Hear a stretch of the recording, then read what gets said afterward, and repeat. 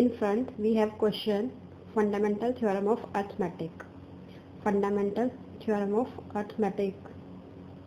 It is very important property of positive integer for finding the HCF.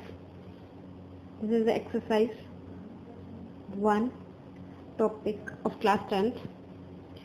So what it states? It states every composite number can be written as the product of power of prime numbers.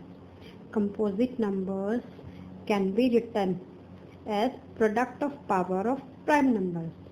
So let's take an example. We have number 28 and 34. These two composite numbers are there and we have to factor these numbers. Now first you will take the factors of 28. 2 1 ja 2, 2 4 ja 8, 2 7 ja 14. Now 7 1 ja 7. So we can write these factors here as 2 into 2 into 7, or we can write it as 2 power 2 into 7.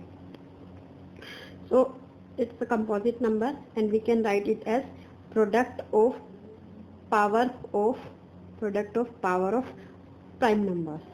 Now for 34 we will do the same factors of 34. 2 1 ja 2, 2 7 ja 14, 17 on its table will go in its table.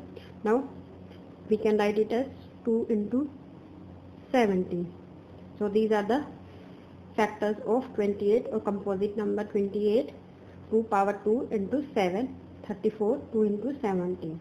This is very simple to understand that every composite number can be written as product of power of prime numbers.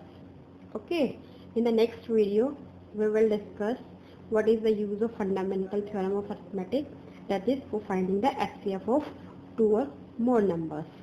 Okay, thank you for watching my video. If you find my video useful, for more videos, subscribe my YouTube channel.